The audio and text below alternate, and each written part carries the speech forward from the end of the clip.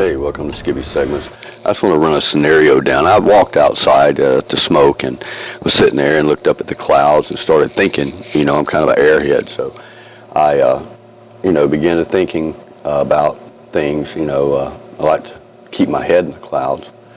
And, sitting there contemplating, having a conversation with myself in my head, and the triangle up the top of that picture, you see it, and then it's coming in the center, and then there, bam, there's like Alibaba big headband type of me right there, when all of a sudden I'd heard it running, and it was dead running fast.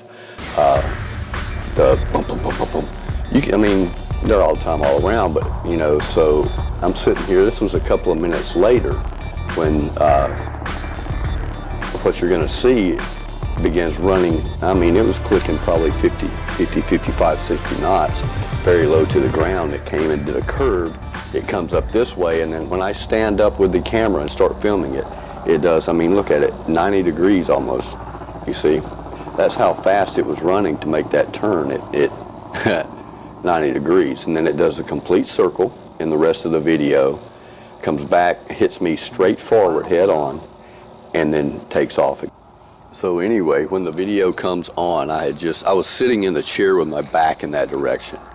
And I heard it, and then so I turned around and saw it, and that's when I lifted the phone up and turned the camera on. And immediately the helicopter banks to its port side, does a complete circle, and then does a S-curve and takes off anyway in the same direction it was running. But that's not the issue. That's, pretty impressive or whatever, I guess. I don't know. It's no big deal. You know what I mean? What's interesting is, I really want to talk about some other things, like the illusions of power and what that is, and the creative intelligence. That's The Living Daylights is a James Bond movie. The Living Daylights. It's her. It's the goddess. You can call it whatever you choose to call it, but that's the big secret.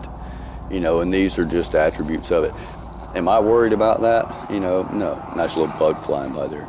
But, and here's why. See everything that you can see inside of that screen right now that you're looking at. Every bit of it, especially that, only exists because of her.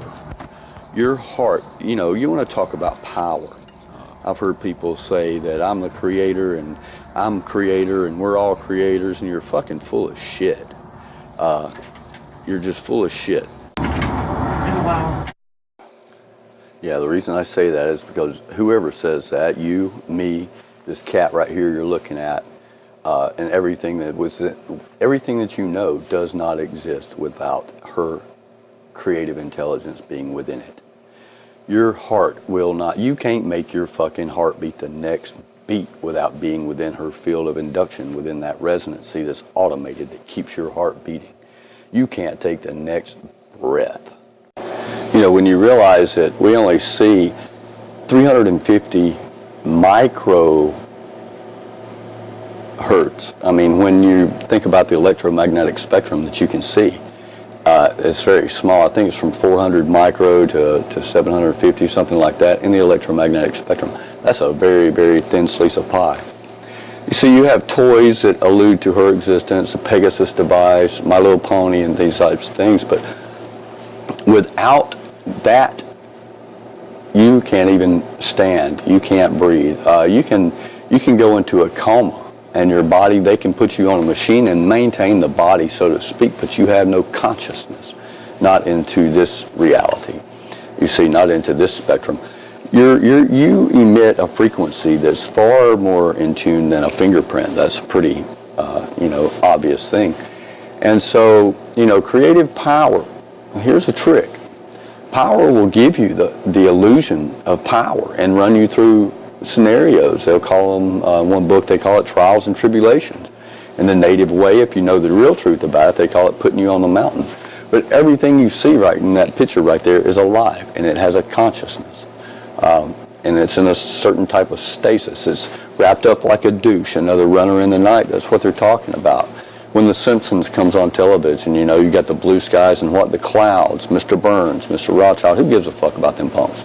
But that's what it's alluding to. These things are alive, they're consciousness. There's the owl again, very interesting that comes around often, but you notice the triangle and the A above it. I don't come on here trying to say, oh, this is what I see, and oh, look what I captured and this or that. No. I have a couple of different reasons, but you think whatever you want to, you know. I'm, for the main part of everything, taunting these pieces of shit, you know, that's propagated all this as far up as you can go. I don't have any power, but what I will and what I desire in my heart is heard by them, and they found favor with me. They laugh at my silly, stupid ass. I mean, I talk all kind of crazy shit now. Don't think I don't. But there's backing behind it. And I'll talk mad, crazy shit about, you know, the atrocities that we've been subjected to. But these in the sky here, you're coming up, I think this photograph, you'll see the snake. Yeah, kind of to the left of the screen. There it is. But those types of images and things like that, don't get it twisted. It's a fluffy cloud, but these are all structures and very real. You know, the cartoon industry has you thinking, oh, that looks like Mickey Mouse, ha ha ha, laughing it off, Mickey Mouse ass motherfucker, ha ha, belittling it. You know, your music industry and things like that, there's a song that says, next to a legend you don't even compare. That's part of the trick, that's part of the sorcery. Spelling. What do witches do? They spell. They do a lot of spelling, huh? What's the first thing you taught your little kid to do? Spell ABCs and 1, 2, 3. You know, they call her a majestic mare. She's alive. She's around us, and that's part of it, shunning her.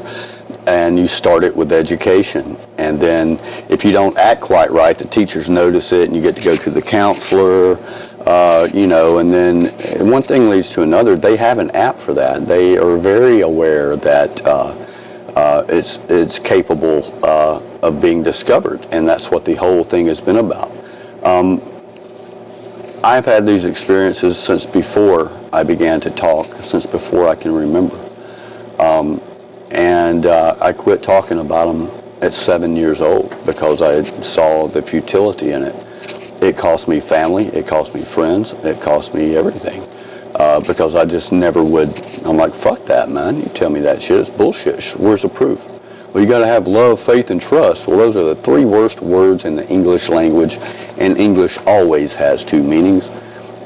George Bush, you said if they ever knew what we've done, they'd hang us from the highest tree.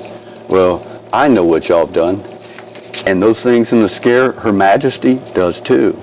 You see, if one person finds it out and figures it out, well, I've spent a lifetime chasing after you.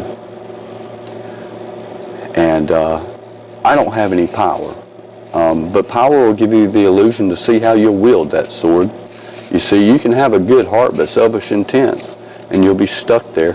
Things will happen, Mr. Creator, Mrs. Creator, Miss God of Earth or Master of Earth or whatever, you know, blood over intent, stupid shit.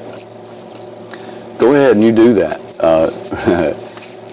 Y'all's gig is up, you know, and I think I know who's going to be coming to get your punk asses. He has a special taste in his heart for you. But, you know, those types of things are elusive. You don't have any power, man. But if you have the right combination and the right password and the right code for the right length of time, then you can gain access to glimpse these things for real, like Lord of the Rings mixed with science fiction and mixed with everything. You'll be given the illusion of power and control, and you'll have these thoughts, and you'll know that you have power, and you know that you got to do something, and it will see how you use it. What do you emanate? What do you broadcast from deep within when your life's in jeopardy? How would you use it? Selfishly or altruistically? What's more important?